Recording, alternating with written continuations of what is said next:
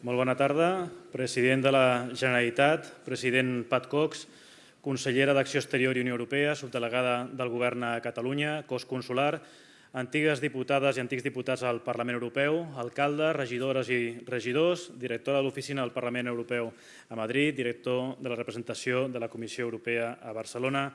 Senyores i senyors, amigues i amics, moltes gràcies per ser avui amb nosaltres, acompanyant-nos en aquest acte de commemoració del 25è aniversari de l'Oficina del Parlament Europeu a Barcelona. Per començar, en primer lloc, vull passar la paraula pel discurs inaugural al molt honorable president de la Generalitat de Catalunya, el senyor Pere Aragonès.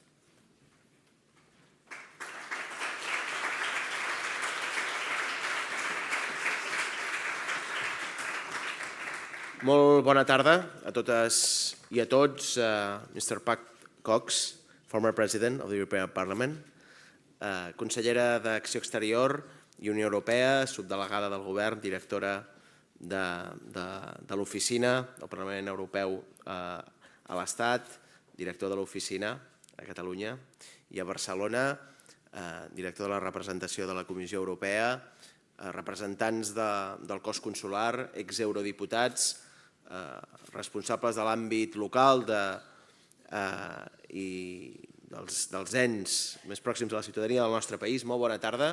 És un plaer compartir amb tots vostès la celebració d'aquest 25è aniversari de l'Oficina del Parlament Europeu a Barcelona. I d'una manera molt ràpida, el primer missatge que m'agradaria traslladar. Catalunya és un país compromès amb Europa. Som una societat europeista perquè Europa és el nostre marc natural de referència. Ho ha estat al llarg de la història, ho és avui i ho continuarà sent en el futur. Forma part de la nostra identitat, dels nostres valors més essencials. Els valors sobre els quals s'ha fundat la Unió Europea són els valors àmpliament compartits per la societat catalana. Pau, democràcia, drets humans, progrés, prosperitat compartida. I avui també ens fem nostres des de Catalunya uns altres objectius que potser en el naixement del procés de construcció europea després de la Segona Guerra Mundial no estaven tan presents, però eren necessaris i que avui estan ben presents en el debat, com és el compromís per la igualtat de totes les persones, per tant també amb les polítiques de gènere, amb el nostre compromís feminista i en la lluita contra el canvi climàtic. I un compromís, evidentment, amb els drets i les llibertats. Europa, sense cap mena de dubte, és l'àmbit prioritari de l'acció exterior de Catalunya. De fet, en diem acció exterior, potser per aquest costum, però forma part del nostre marc natural de fer política. Des del primer dia que la Generalitat de Catalunya va recuperar les institucions d'autogovern després del franquisme, ho va tenir ben clar i, de fet, va impulsar el Patronat Català Pro Europa, que tenim entre nosaltres algun exeurodiputat que va portar a terme una tasca molt destacada durant molts anys. I al llarg de la nostra història, Catalunya s'hi ha compromès i ha posat en Europa les esperances de prosperitat i de llibertat. Fa 80 anys, exiliats com Pau Casals, el doctor Trueta, o Carles Pi i Sunyer, exalcalde de Barcelona, es van implicar, com tants republicans i republicanes, en l'impuls del moviment europeista després de la Segona Guerra Mundial. I estic convençut que si avui ens poguéssim veure estaríem molt orgullosos d'aquest 25è aniversari de l'Oficina del Parlament Europeu a Barcelona, a Catalunya, un fet que no és molt habitual en ciutats que no són capital d'estat i que, per tant, volem entendre també com un reconeixement a la singularitat i en aquest compromís amb el procés de construcció europea que Catalunya, que Barcelona, que el conjunt de la societat catalana ha estat manifestant al llarg de tots aquests anys. El compromís de les institucions de Catalunya amb les institucions europees, amb aquest treball conjunt, és clar. Ho ha estat al llarg de molts i molts anys, de moltes dècades, des que vam recuperar l'autogovern. El president Pujol va ser un exemple durant tot el seu mandat d'aquest compromís amb les institucions europees i aprofito per saludar-lo, gràcies president, per estar avui amb nosaltres. I hem tingut molt clar que aquest era un àmbit de treball prioritari, unes relacions fortes, unes relacions que que en àmbits molt diversos ens conviden a intensificar-les. En l'àmbit de la sobirania energètica, de la transició verda, amb exemples com la vall de l'hidrogen o la descarbonització. En àmbits com la sobirania tecnològica o la transició digital, gràcies a l'aportació de les institucions europees, tenim el supercomputador Mare Nostrum 5, al Barcelona Supercomputing Center, i amb elles treballarem en el desenvolupament de la indústria de semiconductors, que és un dels àmbits en què estem apostant també per tot el procés de reindustrialització del país. Vull aprofitar per agrair l'excel·lent relació que hem tingut amb el conjunt d'institucions europees i especialment tant amb el Parlament Europeu com també amb els diferents comissaris amb què hem tingut l'oportunitat de treballar en aquests anys. I ara cal mirar endavant. I, evidentment, quan hem de mirar endavant, tenim unes eleccions europees, que seran el proper 9 de juny, unes eleccions europees que seran importants per a Europa.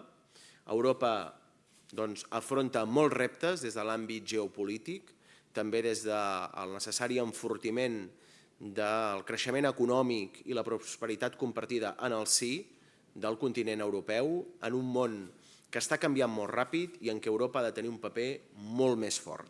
I estic convençut que Catalunya continuarà participant en tota la nostra capacitat i amb tota la nostra modèstia alhora en aquest camí d'enfortiment del paper d'Europa al món i que Europa continuï sent aquell paraigües no només de drets i llibertats pels ciutadans de Catalunya, sinó també de progrés i de prosperitat econòmica. I en aquest sentit hi ha elements de reconeixement que són importants perquè aquesta identificació entre la ciutadania de Catalunya i les institucions europees sigui cada vegada més forta. Per compromís europeista, perquè creiem que la ciutadania de Catalunya ha de poder participar amb tots els drets i les llibertats de les institucions europees, hem estat defensant, continuem defensant i defensarem la presència del català com a llengua oficial a la Unió Europea i en l'àmbit del Parlament Europeu que pugui esdevenir ben aviat llengua de treball. Una llengua parlada per més de 10 milions de ciutadans europeus i que té totes les característiques i compleix tots els requisits perquè pugui ser utilitzada amb tots els drets en plenitud a les institucions europees. És una qüestió d'igualtat lingüística, no és cap tracte de favor, no és cap privilegi i, per tant, continuarem treballant en aquest àmbit. I, com deia abans, Europa afronta molts reptes i ho fa en un context geopolític que ha canviat, no només perquè els grans poders a nivell global han generat un equilibri diferent al que existia en aquella Europa post-Segona Guerra Mundial en què va començar el procés de construcció europea.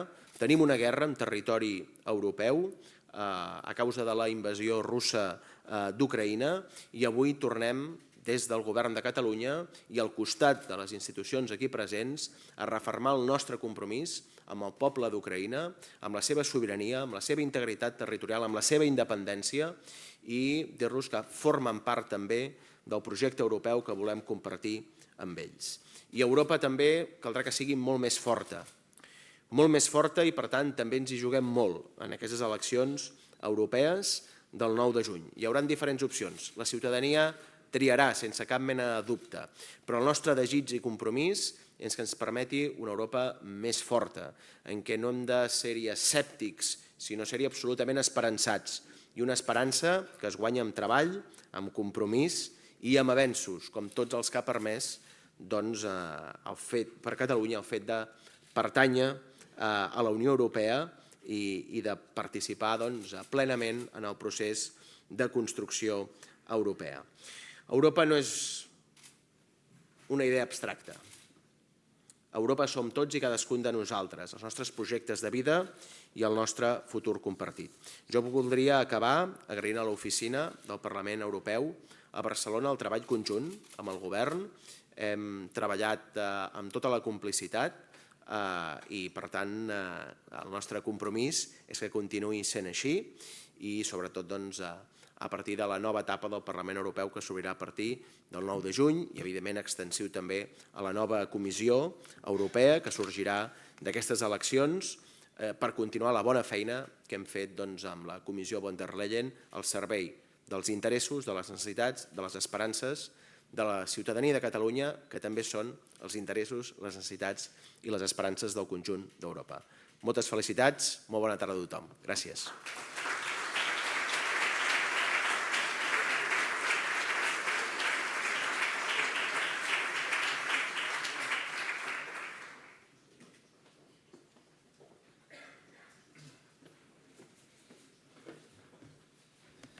Moltes gràcies, president, per les seves paraules, per haver fet un forat a la seva agenda per acompanyar-nos en el dia d'avui.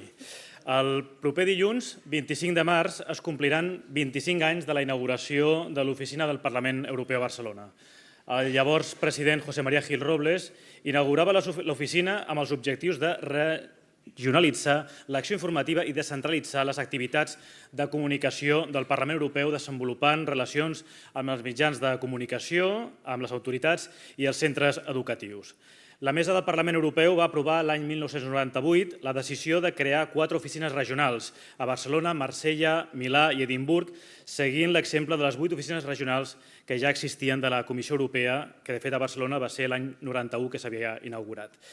I la primera ubicació d'aquesta oficina va ser a l'antic Banco Atlántico, que és l'actual torre del Banc de Sabadell, i des del març del 2002 es va traslladar a la seu d'ambdues representacions aquí a Passeig de Gràcia 90, davant de la Pedrera, en un acte inaugural que va comptar amb la participació del nostre convidat especial, el president del Parlament Europeu Pat Cox, el president de la Comissió Europea Romano Prodi, el president de la Generalitat Jordi Pujol, el president del Parlament de Catalunya, Joan Rigol, el ministre d'Afers d'Estrangers, Josep Piqué, i l'alcalde de Barcelona, Joan Clos. La importància de territorialitzar ha estat, de fet, a l'ADN de l'oficina, que ha tingut caps de Girona, Lleida i Reus, i al llarg de 25 anys la feina dels equips que han estat coordinats pel Josep Maria Ribot, la Maria Teresa Calvo i un servidor ha estat establir una relació amb la societat catalana, principalment des de les institucions, mitjans de comunicació, centres educatius i la societat civil. Vull aprofitar l'ocasió per agrair i felicitar a totes les persones que han contribuït a aquesta tasca, moltes de les quals esteu avui aquí presents, així com també als companys de l'oficina del Parlament Europeu a Madrid, representats per la seva directora, Maria Andrés, amb qui també, lògicament, tenim una excel·lent col·laboració. Les oficines regionals van néixer fa un quart de segle i en vista a unes eleccions europees, com les que tindrem del 6 al 9 de juny, en les que 370 milions de ciutadans dels 27 estats membres podran exercir el seu dret a vot per escollir els 720 diputats de la desena legislatura i definir el rumb polític europeu per als propers 5 anys. Per parlar d'aquestes eleccions i els reptes que afronta la Unió Europea, és un honor comptar avui amb l'expresident del Parlament Europeu, Pat Cox, que presideix des de l'any 2015 la Fundació Jean Monnet per Europa i li vull agrair molt especialment que s'hagi desplaçat a Barcelona per l'ocasió. Pat Cox va ser eurodiputat durant 3 legislatures, entre 1989 i el 2004, i abans de convertir-se en el 24è president de l'Eurocambra va presidir el grup liberal al Parlament Europeu. La seva presidència va coincidir amb la tercera presidència rotatòria espanyola del Consell de la Unió Europea, el primer semestre del 2002, durant la qual, de fet, va tenir lloc el Consell Europeu de Barcelona del 15 de març del 2002 i també va tenir lloc l'ampliació de la Unió Europea dels 15 a 25 estats membres l'1 de maig del 2004, de la qual en poques setmanes es compliran també 20 anys. El president Pat Cox pronunciarà un discurs inaugural i tot seguit protagonitzarà el diàleg Europa, democratització, ampliació i eleccions amb la periodista i investigadora sènior del CIDOB Carme Colomina. President Cox, o en gaèlic Iar Wachtaran Parlament Europa, moltes gràcies per ser avui a Barcelona i té la paraula.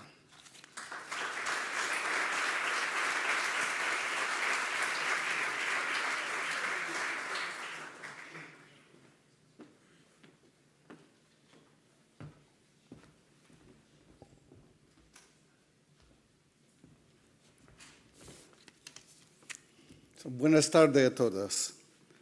I am really pleased to join you this evening in Barcelona. And to all of the distinguished guests who are here, my deep gratitude that you have taken the time to join us.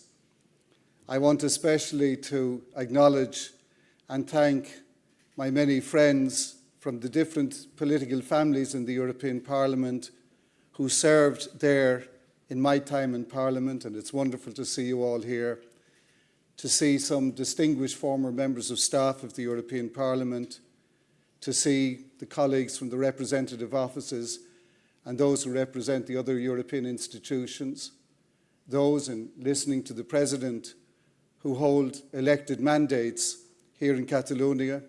Thank you for being here. And of course, ladies and gentlemen, fellow European citizens without mandates like myself, it's very good that you are here also. I want to thank the European Parliament Office, to thank you, Sergi, and your colleagues for the invitation to do this. As has been remarked, the office was inaugurated by a really good friend and former colleague, José María Gil Robles. And I pay tribute to him here tonight, my first visit to Barcelona since he passed away.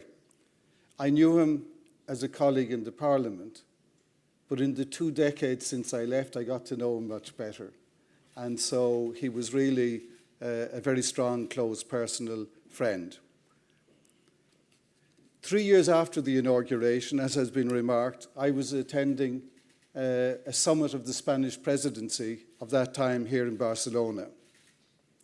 And together, as I look across the audience, it's wonderful to see Jordi Pujol here this evening. And Mr. President, I thank you for being here.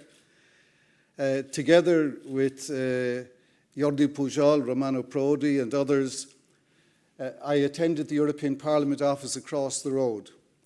And on its balcony, I witnessed something which I myself had never seen in person before or since, which was the formation of a Catalonian castell, a human pyramid, which rose up from the street to quite a height. And a young boy bearing a European flag came to the top, and Romano Prodi reached out and lifted him onto the balcony. And I retained the fondest and warmest memory of that moment. And I actually wonder, as I'm here in Barcelona recalling that, where is the man who was the boy who had the flag 22 years ago? We're now on the threshold of the 10th direct elections to the European Parliament, which will take place across the EU between the 6th and the 9th of June. We meet as our continent is shook by the realization after Russia's invasion of Ukraine that we unhappily can no longer take peace for granted, as we had the good fortune to do for the entirety of my lifetime and for all of my adult lifetime. Also, we meet when I think our individual and human consciences are assaulted by the daily images that we see from Gaza, the worst days of the worst years of a whole people. And these conflicts are the backdrop, but not the substance of my address this evening. So even as I pass through them quickly, it's not to diminish them, but I could not speak to and not even mention them here this evening. I propose, first of all, to invite you to step back with me the 25 years to 1999 when the office was opened. Just to recall a bit some things that happened then, and maybe to ask the question whether we missed some opportunities or whether then we had some false dawns that were never realized. I then want to go on in my remarks to explore what I describe as the increasingly complex multilateral environment facing the EU. The EU is a player in a multipolar world, but the multilateral world is changing as we have known it. And then I want to contemplate for after the election a significant potential increase in the complexity of doing politics inside the European Parliament and more broadly in the European Union.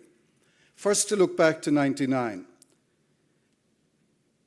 Jacques Chirac was President of France, Gerhard Schröder was Chancellor of Germany, Massimo D'Alema was Prime Minister of Italy, José María Aznar was Prime Minister of Spain, relying then on the support of Convergencia y Unión and its Catalan leader, Jordi Pujol. The Jacques Santer Commission was forced to resign in March of that year, having lost the confidence of the European Parliament on the issue of individual executive accountability of commissioners. In Serbia, Slobodan Milosevic and 4 others were indicted for war crimes and crimes against humanity in Kosovo. When Milosevic agreed to withdraw from Kosovo, NATO suspended its short but controversial bombing campaign in Serbia.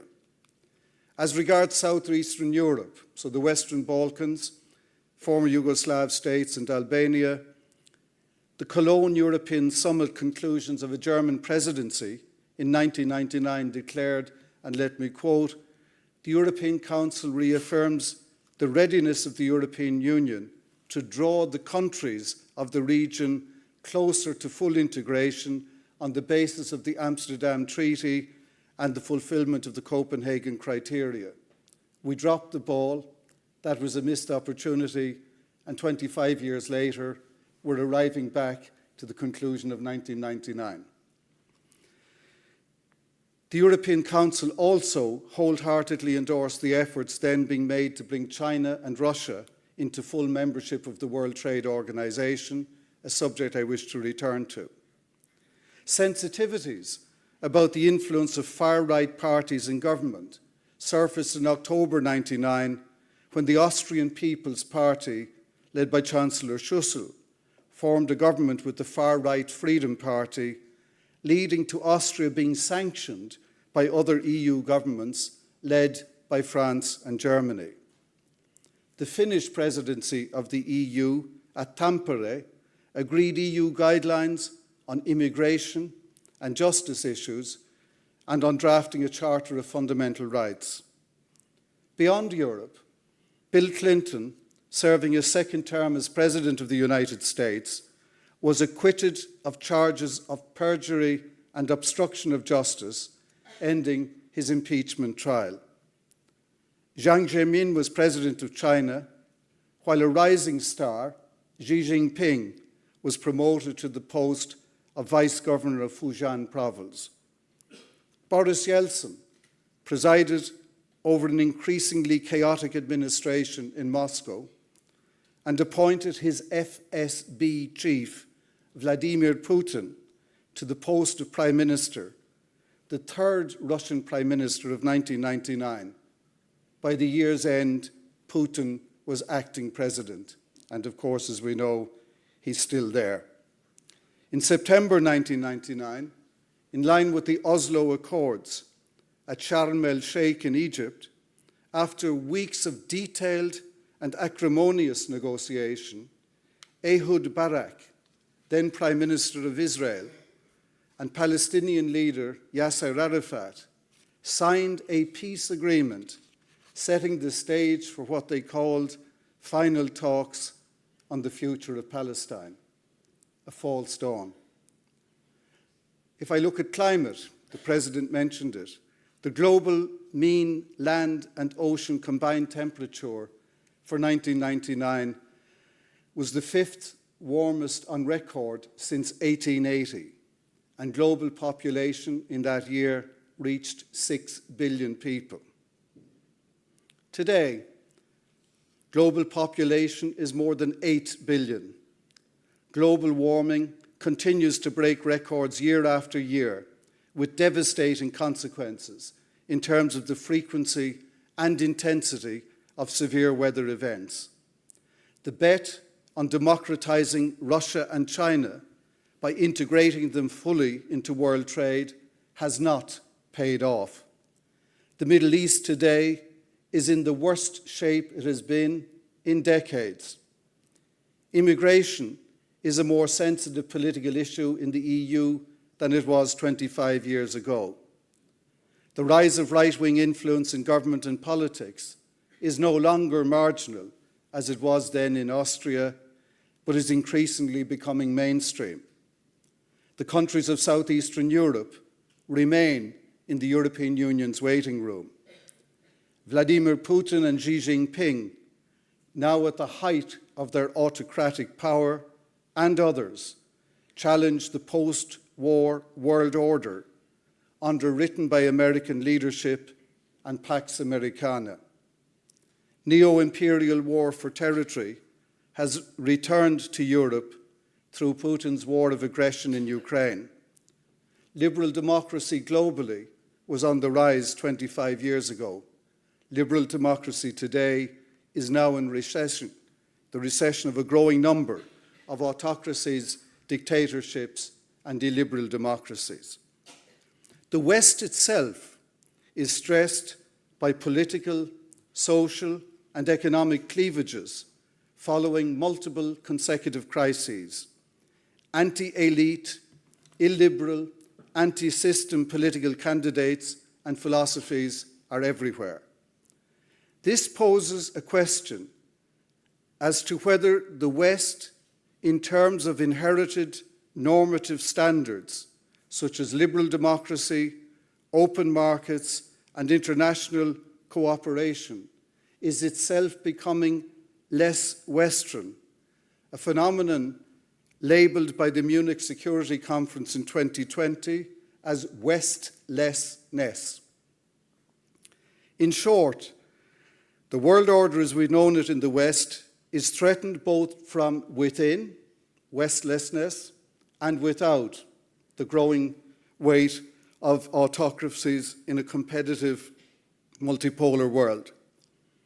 This is not especially pretty as a picture, but it is the challenging context against which to evaluate what next for Europe. It is hard to discern, as I look at it, whether today collectively we stand on the threshold of a new normal or a never normal. We've had so many consecutive substantial crises to deal with. Part of this, as I describe it, may be cyclical.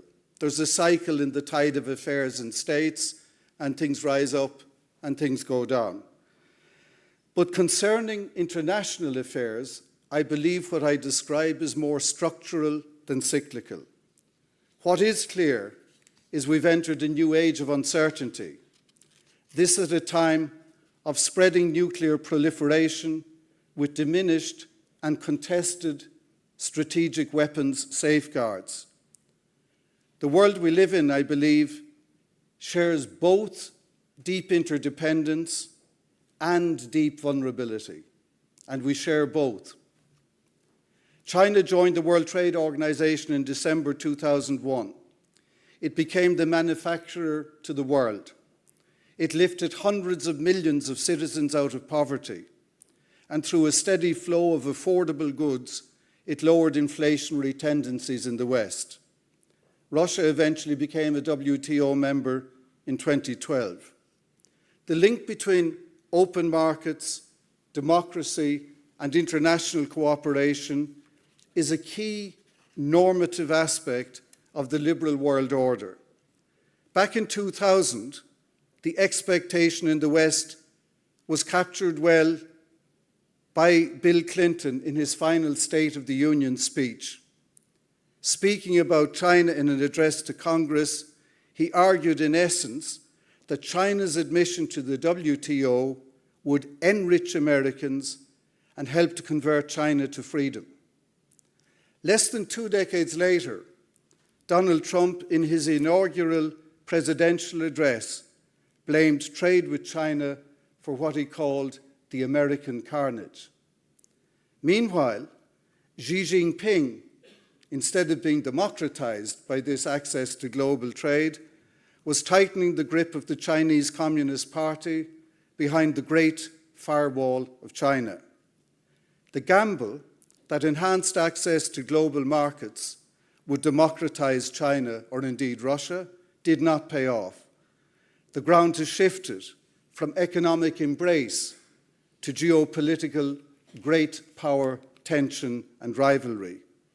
The fate of Taiwan could be its ultimate testing ground. But I believe that the fate of multilateralism, as we have known it, where the geopolitical stresses are more evident, that I go back to the Munich conference this time of this year, where they say cooperation inside the existing order has been crowded out by competition about the order itself. So we don't all play by the same rule book for tomorrow in the way mostly we tried to do or actually did in the past. And now to bring in EU. The EU is heavily invested in post-war norms and institutions. And from the outset, our European values and interests have been well served by these norms and institutions. The defence, reform and promotion of effective multilateralism is central to the EU's strategic goals. But I think it's set to be more challenging in future than it traditionally has been. I think now we're in an era of multipolarity, so Europe is our muscle, state by state when we come together, but with contested multilateralism. So it's not multipolarity with accepted norms of multilateralism, but multipolarity with contested norms. The multipolar world is transforming into a multi-order world, which counts among its key influencers the leaders of the BRICS, for example. The BRICS now composes Brazil, Russia, India, China, South Africa, Egypt, Ethiopia, Iran, and the United Arab Emirates. And also, part of this change is what is more loosely described as the Global South. They are challenging the Global West and its post-war settlement, its values and institutions. These are not a homogeneous bloc. Different states have different histories, they have different levels of development, and they face different strategic challenges. I would call the Global South non-West, but they are not necessarily all anti-West. This adds to an increasingly complex tapestry of forging effective multilateral relations. As the Indian Foreign Minister remarked recently in Munich, and I quote him, "Good partners provide choices. Smart partners make choices." So this is going to oblige the European Union's policy formation to figure out in this new tapestry of engagement what kind of choices and with what conditions or their absence are they prepared to make to those who are non-West but not anti-West. The EU and the West in general can seek to influence others, but we cannot choose what they do. Public opinion, politics and governments in the West today, with the possible exception of combating climate change, are more focused on the vulnerabilities than the benefits associated with interdependence than in the early decades of this century. And the EU is no exception.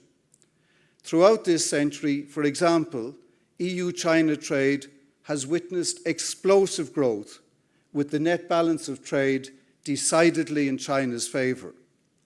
The COVID-19 pandemic and the heightened global demand for personal protective equipment was a lesson for the EU of the risks of excessive dependency for supply chaining from any single source origin. This has been amplified by the shift away from the excessive dependency on Russia for fossil fuels, for gas in particular, but also for oil, something that has happened since Putin's invasion of Ukraine.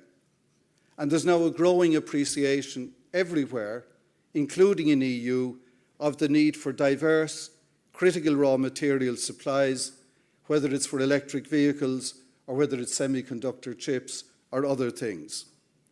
And so here we are wishing simultaneously to promote free trade and to achieve more self-sufficiency.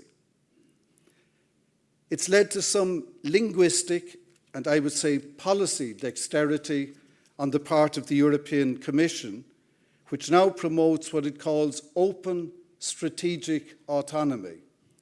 So a bit open, a bit closed. You've got to figure then what the detail is. And de-risking. The latter phrase has now been adopted by the United States and the G7 also.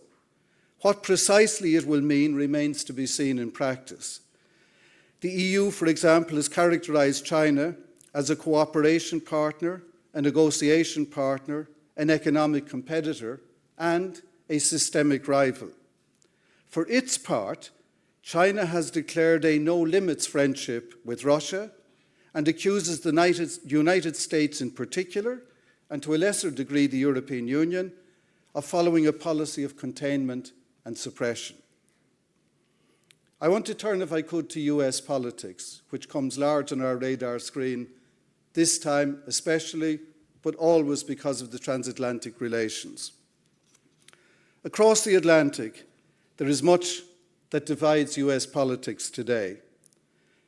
Politically, it is a state that is increasingly polarized, frequently gridlocked, and often dysfunctional, like the many stop-starts of closing federal budgets and then opening them later, and so on. But there's one major issue on which all are united in the US today, and that is great power competition with China. This, I would argue, poses a very sensitive positioning problem for the EU between a major trading partner, China, and its closest ally historically, politically, and economically, the USA. And there's already an example of this, so I'm not simply theorizing. An early victim to take sides was the EU's comprehensive agreement on investment with China, negotiated as the last high political act of Angela Merkel during a German-led presidency in 2020. This was frozen a few months later, overtaken by a Biden administration-led allied action sanctioning Chinese officials leading Beijing's policy against the Uyghur population in Xinjiang. And the consequence was the Chinese payback was to start blackballing a lot of Europeans, including leading MEPs. The result, the comprehensive deal negotiated, went into the deep freeze.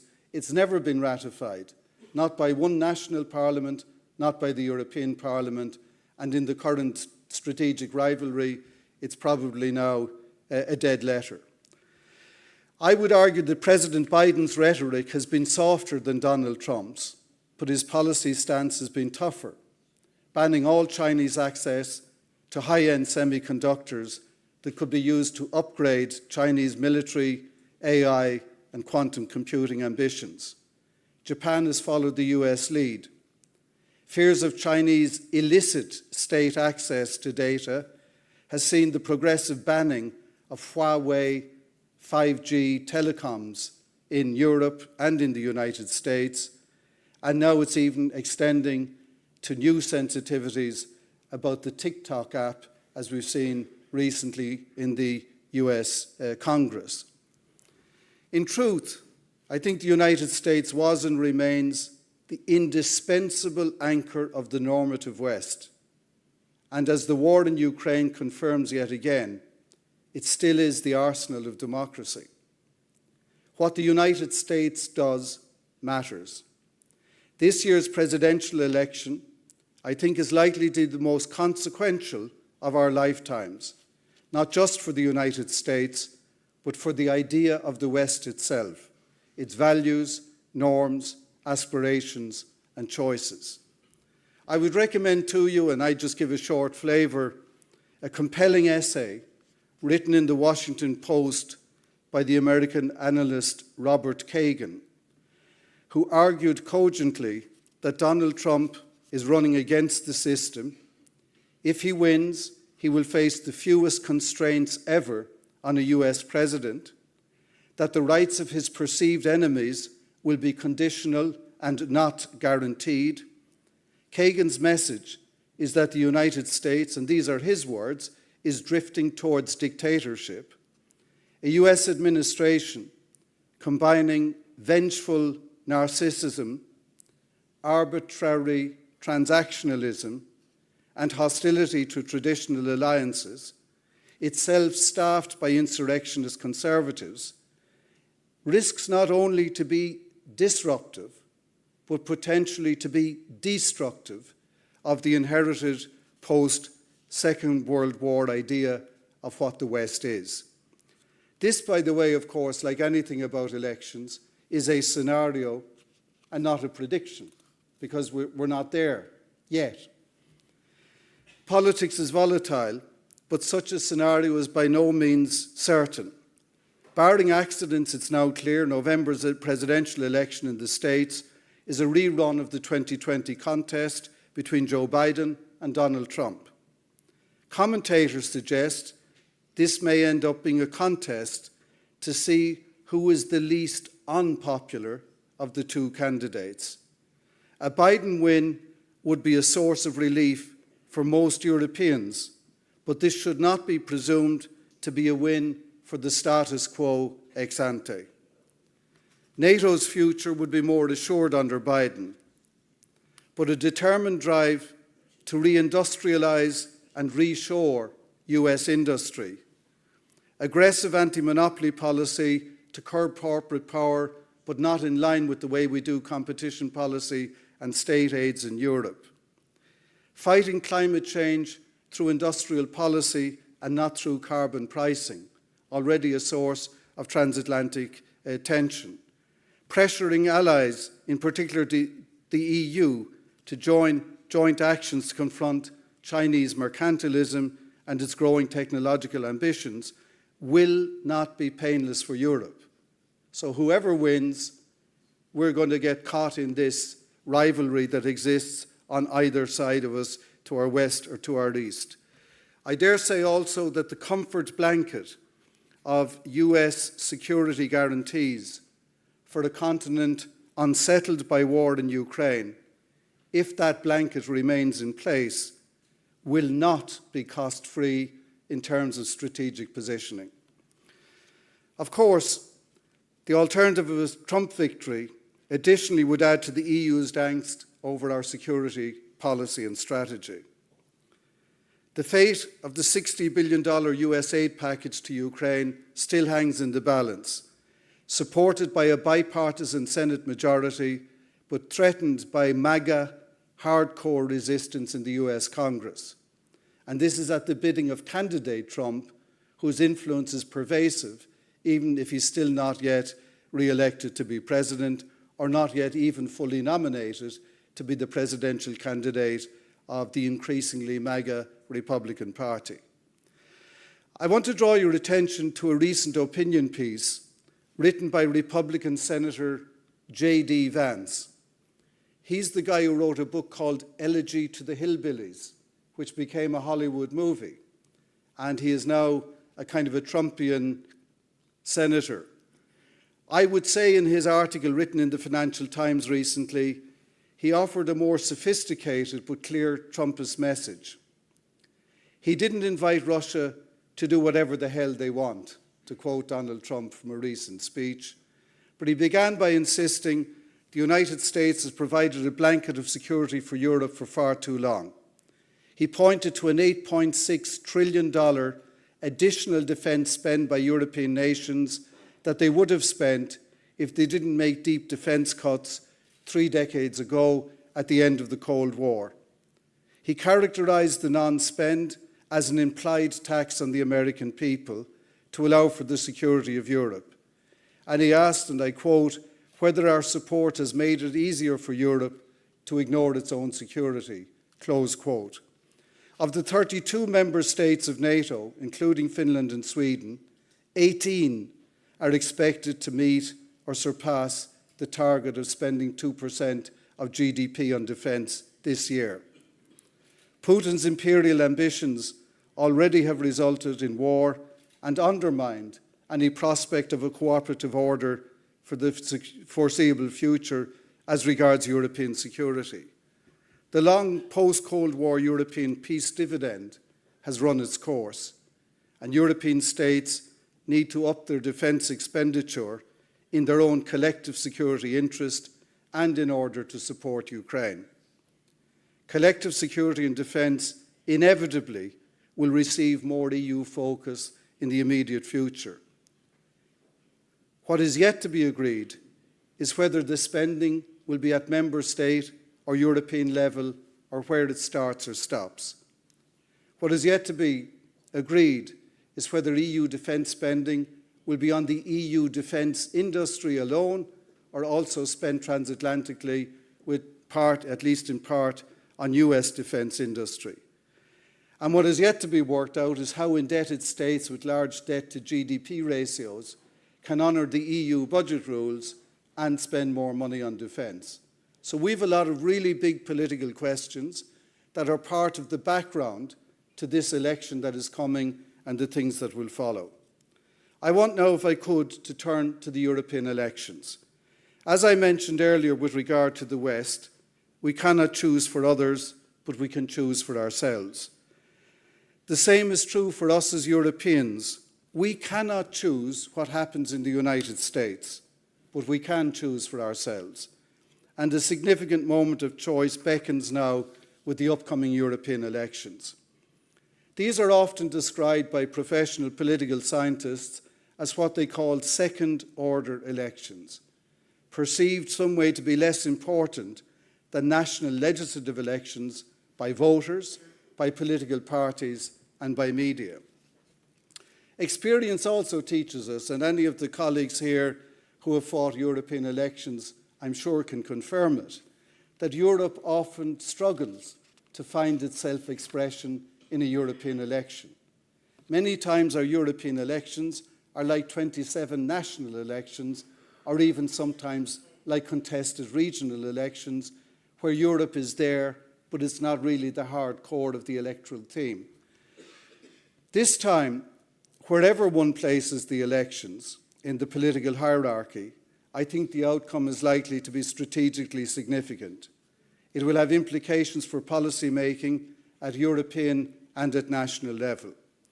I want to draw your attention to a study. I have it in my text, but I'm not going to dive into all of it.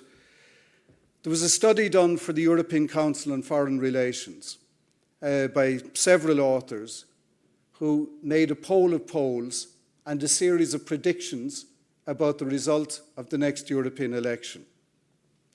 I want to share with you not a lot of numbers, but some key observations they made. They said, based on their poll of polls, that anti-elite and populist parties on the right are likely to top the polls in 8 member states: Austria, Belgium, Czechia, Hungary, Italy, Netherlands, Poland, and Slovakia. And that such parties are likely to be second placed in 9 states: Bulgaria, Estonia, Finland, Germany, Latvia, Portugal, Romania, Spain, and Sweden. Now, obviously, polls are not outcomes, so I have to put in the caveat that the polls may be wrong, they may have been accurate at a point in time, but public opinion can change, and voter reality can change this. What is clear, whichever poll, and there was a recent poll this week that was more favourable to the centre than the earlier ones, but whichever poll you look at, what is clear is that the 2 main political groups, the European People's Party and the Progressive Alliance of Socialists and Democrats, the SND, lost seats in the last 2 European elections. And between the 2 of them, for the first time, they lost a majority of 50% of the vote or more of MEP seats in 1999. That is set to continue. The extent of it has to be seen, but the centre will continue to shrink. Not dramatically, but it will shrink. And in that context, it looks like the EPP is set to remain the largest group and therefore is most likely to retain the capacity to propose the next Commission President. Their nominee is the outgoing President, Ursula von der Leyen. She will give them a leading agenda-setting role, but this will be in a more complex and challenging parliamentary voting environment, where I think the chemistry of consent will be a more complicated piece of chemistry in building majorities. The indications are that the Renew group, which was in the past the Liberal group, which I had the privilege to lead, and the European Greens and Free Alliance are likely to lose seats. The left is expected to add some seats, but a small number. The winners will be on the right, the radical right of the Identity and Democracy group, ID, and the European Conservatives and Reformists, ECR. These 2 groups, ID and ECR, could account fully for 1 in 4 of all of the MEPs after the election, making their combined strength larger if they were combined. I'm not saying they will be combined, but making their combined strength larger than either the expected post-election size of the EPP or the SND. So clearly it has to have some impact on the chemistry of consent. Again, I stress you need caveats about this. It's opinion polls. There's a lot of new populist parties, and we don't know where they're going to settle and which group they will join.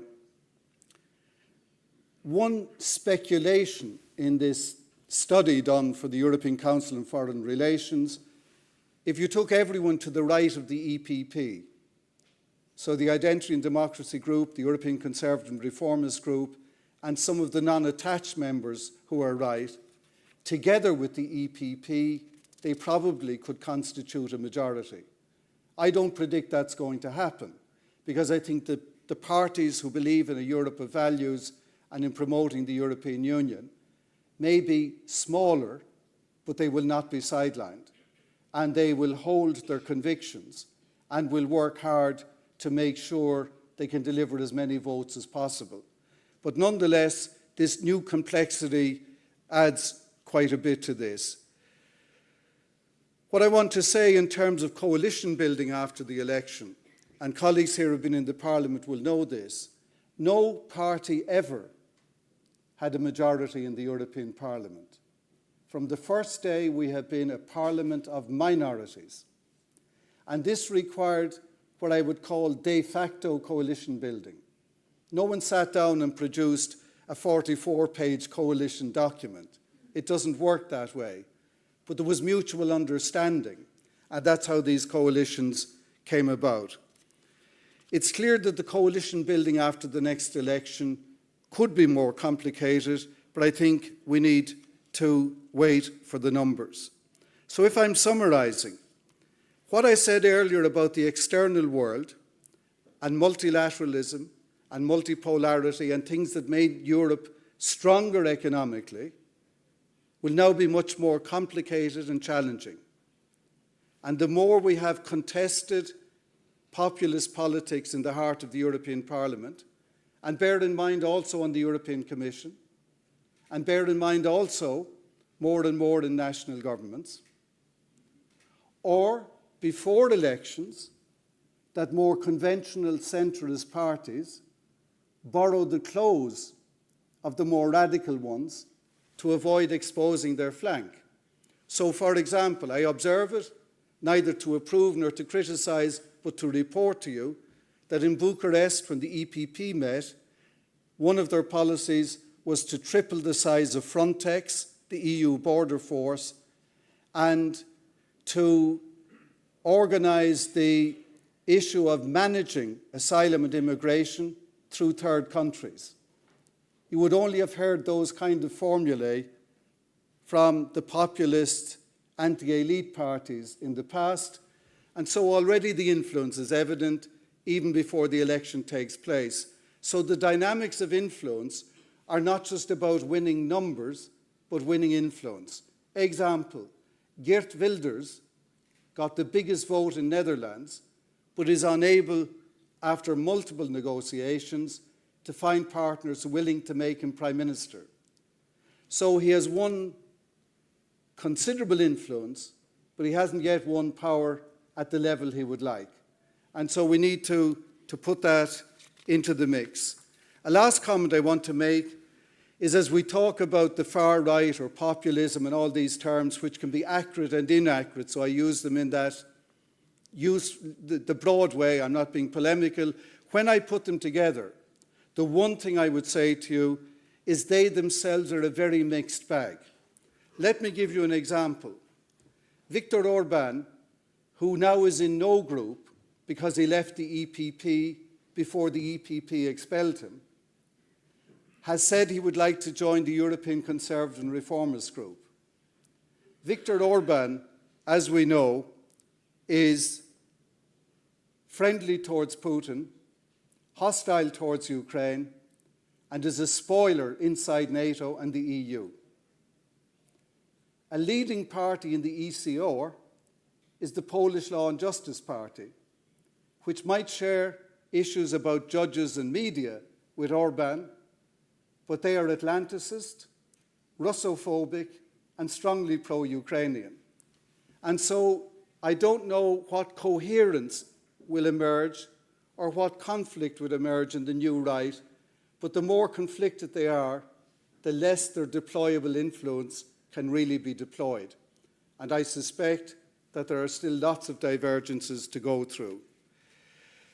To finish with this, Ursula von der Leyen has been named EPP candidate. They're likely to be the biggest group, so she's likely to be the primary nominee. Others will contest, but she's likely to be the primary one. She has the strength of incumbency, and she already has considerable support on the European Council. She name-checked AfD, Alternative for Deutschland, and Marine Le Pen's Rassemblement National, both of them in the Identity and Democracy group, for being what she called Putin's friends. And she made clear she won't be working with Putin's friends. But she also made clear that she said, we stand for pragmatic solutions, not ideological ones. So I guess issue by issue, party by party, group by group, subplots and permutations can emerge for different majorities on different things. And in the past, my colleague Carlos Gazoliba would know that we in the Liberal group for many years were the space in the Parliament through which sometimes majorities passed to the left or to the right. And in a certain way, the Liberal member, I don't tell it as some boast, but just following the numbers, was a critical point of passage for securing slim majorities. This will now pass through an EPP MEP, because there's all these forces to their right who will be players and some diminished forces to their left. And so the new critical MEP, where the majority passes through, is much more likely the next time to be EPP than in the past. So the summary, the world we live in is going to be more complicated, and if Donald Trump gets elected, even more complicated still. Europe's strategic choices are not all free. If we're doing things with the US, they will want to see some feedback and some engagement. So positioning ourselves for the coming period is going to be, I think, somewhat different to what we did in the past. And I think inside the Union itself, the tapestry of who we are and how we decide things is more complicated, and we don't yet know. But I finish with a different note. Imagine, I don't predict, but imagine in a French presidential election that Marine Le Pen should become the president. The energy that would pass through the right in the Parliament and elsewhere would be very powerful. Indeed, if Donald Trump is elected, the energy that will pass through some of the same people will be greater. I'm not a pessimist. I think I'm a realist. I believe in the Europe of values and would still promote and defend it. I believe that Europe has proven itself constantly to be resilient in the face of difficult challenges, and it will do so again. But in the immediate future, doing all of those good things is going to take longer, is going to take more bargaining, and is going to be more complicated than it was in the past. Thank you for your attention. Thank you for your invitation.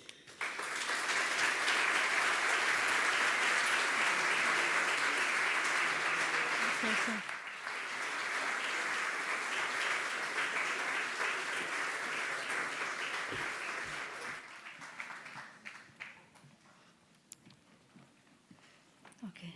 So, Thank you very much. put my ears on. Yes.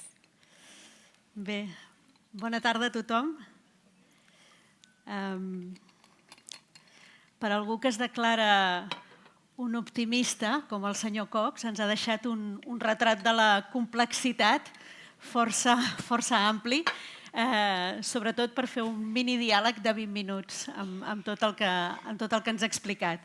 Però realment aquesta complexitat, que és una complexitat global i que alhora és una complexitat interna de la Unió Europea, acabarà sortint en aquestes eleccions, en aquesta campanya que està a punt de començar.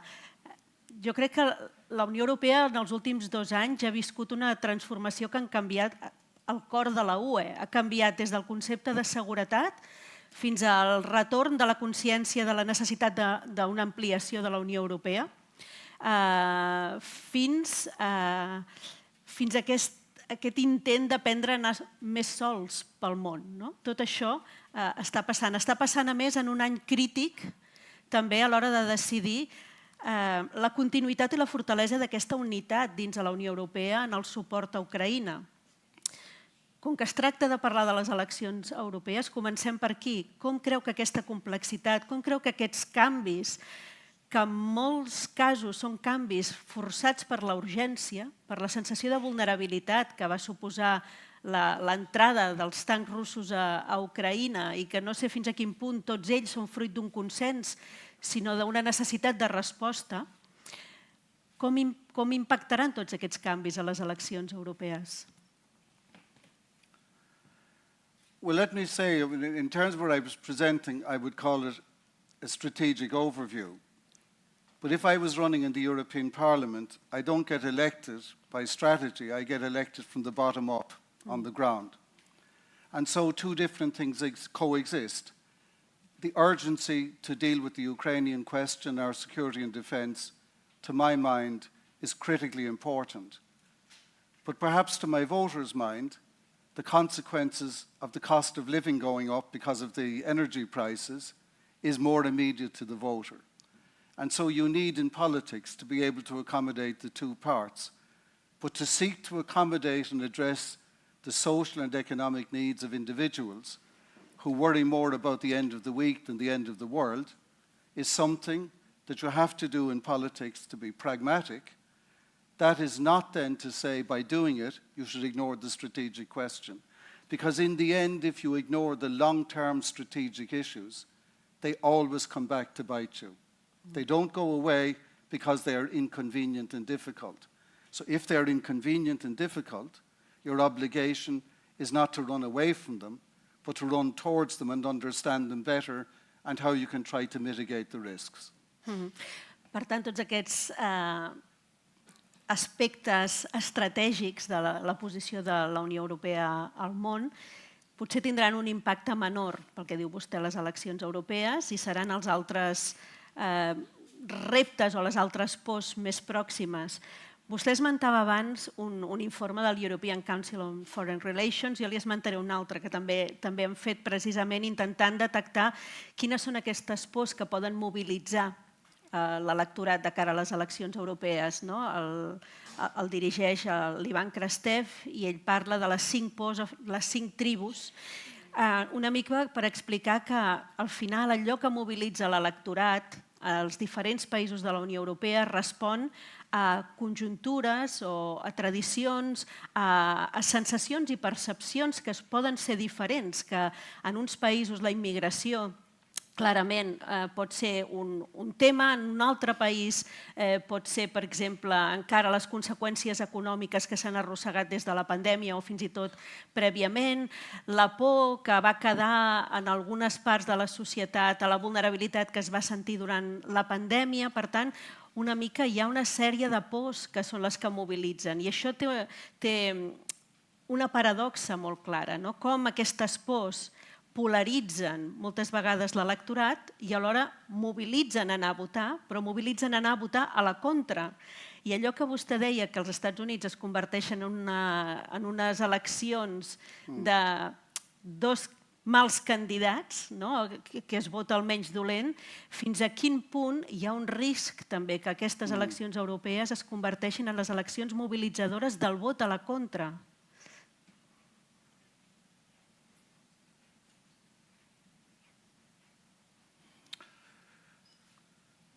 Look, the issue of people's fears, there are fears which are genuine. They are objective and you have to accept them. but there are fears which are manufactured and exaggerated and played on. And the classic playbook of anti-elitist populists is to aggravate people's sense of fear and to offer normally quite simplistic answers to quite complex problems. And this is not of today. I think this has been universally the case. If I took immigration, which you mentioned, as one of the fears people could have, there are countries along the Mediterranean where the reality of the flow of people dying in the Mediterranean is visible and real, close and meaningful. And there are countries further away which have huge anti-immigrant philosophies and policies who are not touched by this at all. So Mr. Orban, for example, has a very strong anti-Islamic, anti-immigrant, absolute rhetoric, how wrong this is. If you look at the census of population data in Hungary, they have very few immigrants. There's not loads of people who want to live there immigrating from somewhere else.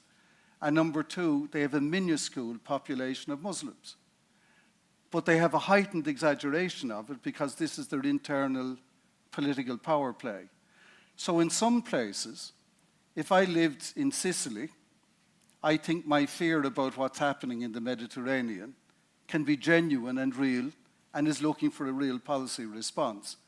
I think if I live in Budapest, it's phony, anti-elitist, anti-European populism, but it's not a reality. And so, even when you come to the fears agenda, I think you need to segment your way through what is a grounded and valid fear and what is a fictitious fear that serves a political elite to bend the electorate's will in a certain direction. Certament, i vostè parlava de les desigualtats que hi ha hagut, que han quedat, que encara estem en una Unió Europea desigual, no? que encara hi ha unes ferides internes clarament, que en certa manera hi ha hagut un cert aprenentatge intern per part de les institucions europees de que cal respondre als efectes socials de les crisis, si comparem, per exemple, la crisi econòmica amb la resposta a la Covid, però tot i així seguim davant d'una Europa desigual. Per tant, el problema, un cop reconeguts que aquestes pors són reals, fins i tot si no són reals, fins i tot si són percebudes, cal donar-hi una resposta. El problema està en la resposta, perquè vostè ho ha dit, jo crec, prou clarament. És veritat que les forces de dreta radical i extrema dreta sortiran reforçades. No és tan clar que realment hi pugui haver majories alternatives a la dreta del PPE, sinó que serà més conjuntural tema a tema, però sí que és real la capacitat d'influència en l'agenda política que han tingut fins ara i que encara tindran més després de les pròximes eleccions europees. Per tant, el problema no està en els mals o les pors, sinó en les respostes. Let me take one step back, if I can, to do with some of the things you mentioned. I think two major strategic successes. It doesn't get rid of all inequality. No one has a magic wand.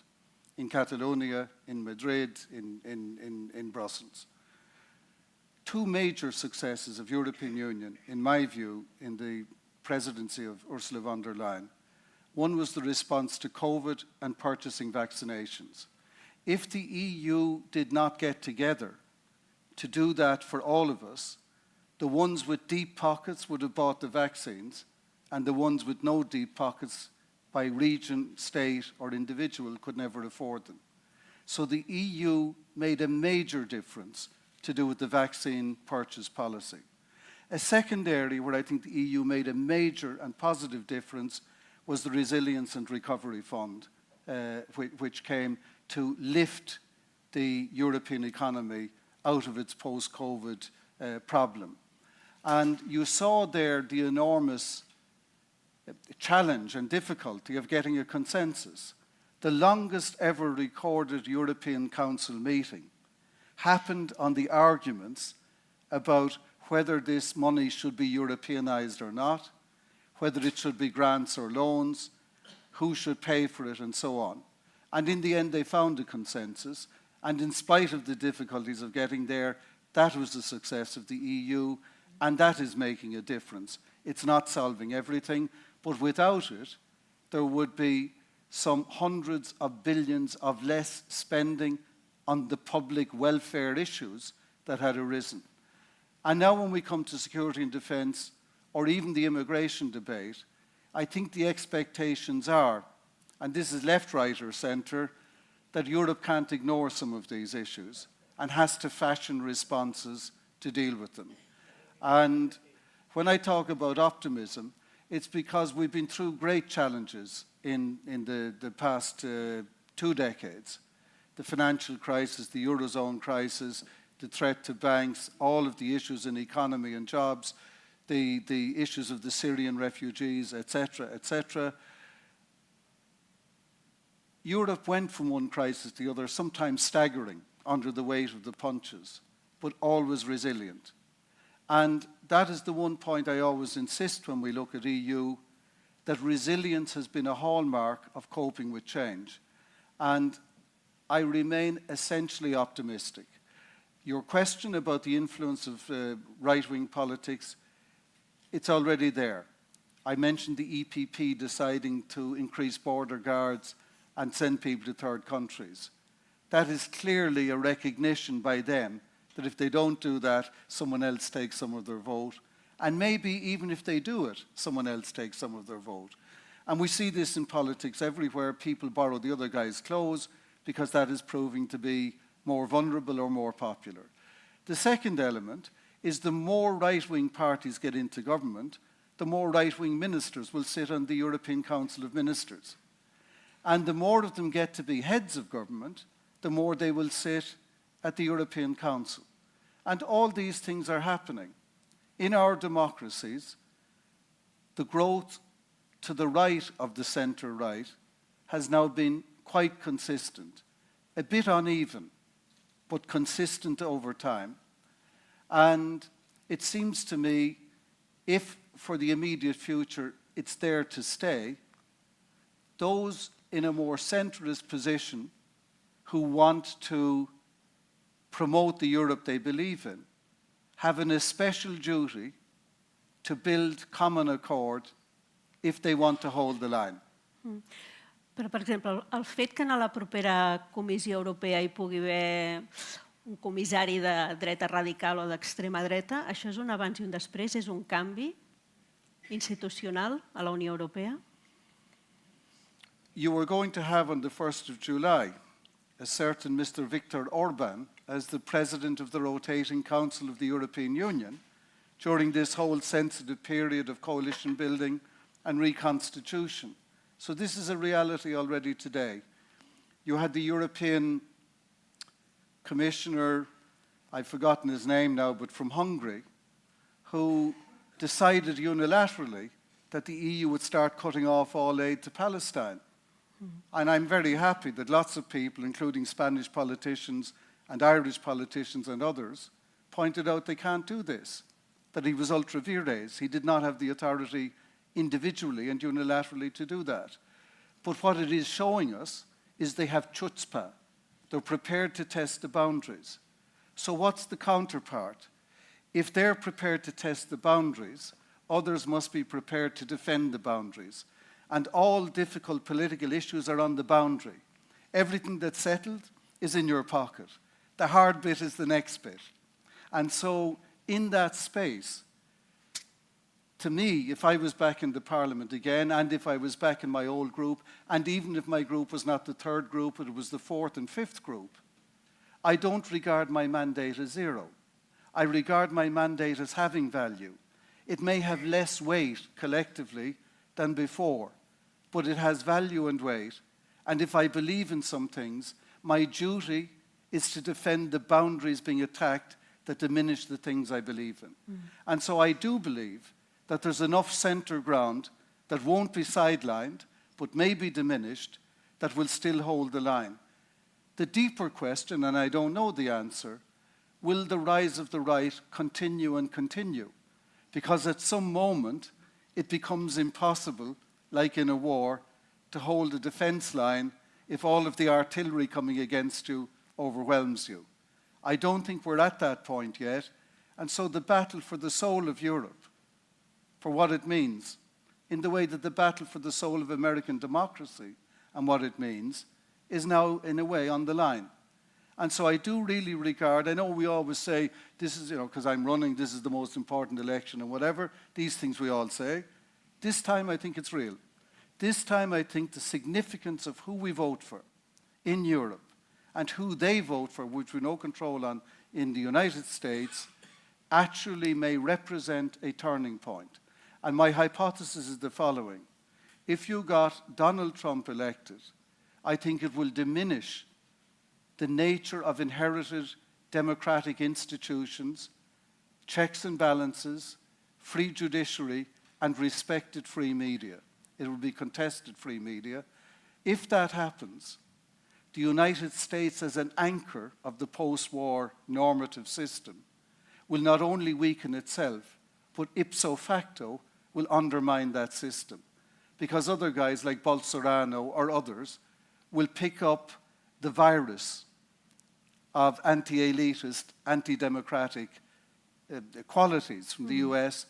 And so we are at a really important defining moment.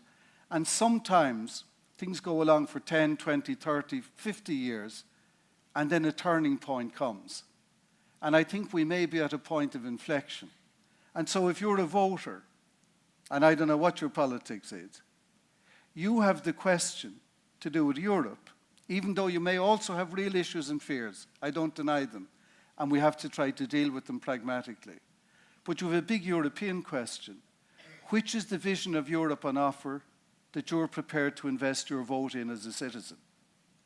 And if you believe in reasonable openness, checks and balances, and all those things, then there is a choice. And if you believe, and I say strong men, although Marine Le Pen then could be the strong man, strong woman type, if you believe in the strong man, crypto-autocracy type, then you have choices as well. And so we own our democracies. We cannot choose what China does. We cannot choose what the Global South does. We cannot choose what the United States does. But we are Europeans and we can choose what we do. And if we choose not to deal with these issues, don't blame the politicians. Wake up the next morning, look in the mirror, and blame yourself if you didn't go and take the stand. Hi havia ganes d'aplaudir, ja ho he vist a la sala, si volen aplaudir, poden aplaudir. Gairebé que és un final. I perdonin l'autocita, però és que jo aquesta setmana escrivia que no són homes forts, són governants perillosos. I potser hem de començar a canviar la terminologia. I citava una frase d'un pensador búlgar que deia que la frontera entre democràcia i autoritarisme avui en dia és la frontera menys protegida del món. I crec que en aquestes eleccions europees realment el que hi ha en joc és això. I em sap tant de greu no tenir temps perquè li volia preguntar per l'ampliació, perquè a més vostè era també el president del Parlament Europeu a l'ampliació del 2004 i sé que va rebre el Premi Carlemany, però ja aprofitaré per fer una última pregunta obligada perquè l'hem de fer aquí. Vostè, a més, va utilitzar el gaèlic en el seu primer discurs com a president del Parlament Europeu, quan encara no era llengua oficial, i bé, ja ho ha sentit que 22 anys després estem encara discutint si es pot ampliar les llengües oficials i si el català pot tenir un lloc. Com ho veu, això? I listened to the President, and you have a very clear position in Catalonia, and I don't know, because I haven't been involved, what the level of response is at the European level or the level in Madrid. So I speak in ignorance on that. To tell you about my speaking Gaelic, when I had the possibility, the privilege to be elected as President, I made a short introductory speech just to thank people. And I decided I wanted some of it to be in Gaelic, which then was not a language translated in the Parliament. So I myself wrote an English translation of my Gaelic remarks, and I gave them into the interpreters so they could interpret my Gaelic remarks. And why did I do it? I wanted to say, I am a European, but I'm also an Irishman, and I'm proud to be the two things, and that my sense of identity is a sense of identity with many layers and levels. And I felt I respected the place I came from by speaking one of its official languages and our own ancient language, which was destroyed by British colonialism as a very deliberate act of public policy. And so I am sympathetic to multicultural expression in a multicultural Europe, but I leave it to people with mandates to make the choices today.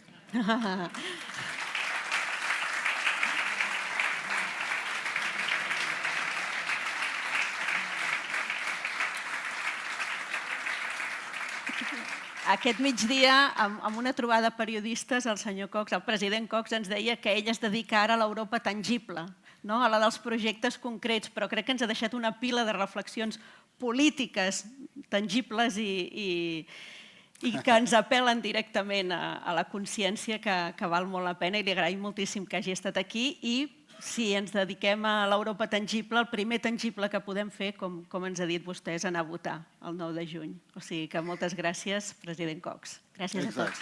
Thank you. Gràcies.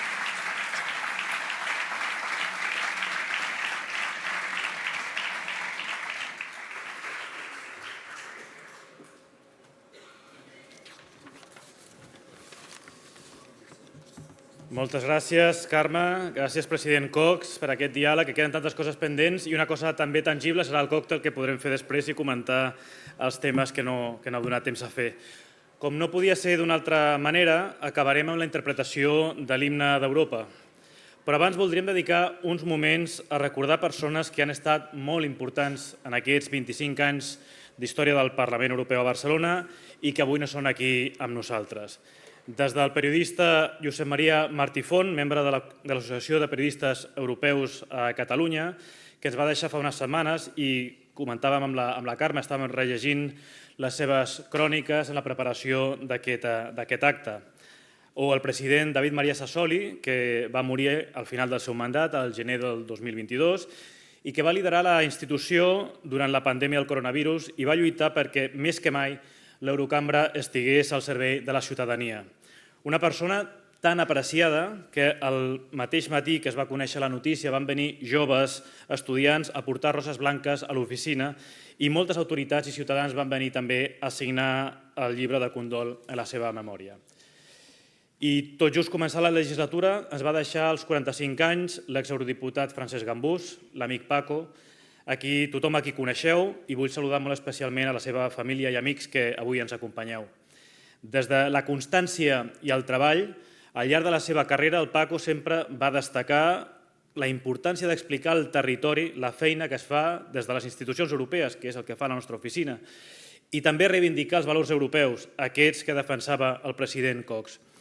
Durant la seva etapa com a eurodiputat va aconseguir que l'any 2018 el Parlament Europeu atorgués el Premi Ciutadà Europeu a la Fundació Arrels, que, com bé sabeu, es dedica a l'atenció de persones sense llar.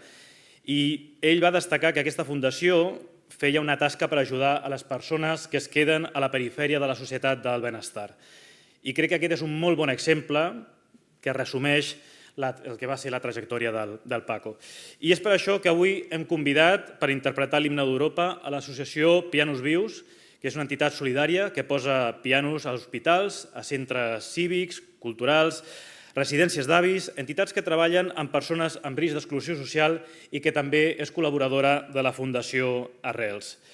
L'Abel Coll, fundador de Pianos Vius, ens interpretarà l'himne d'Europa que volem dedicar al Paco, al president Sassoli i a totes aquelles persones que tant ens han aportat en aquests 25 anys i que avui, malauradament, no ens poden acompanyar. Moltes gràcies.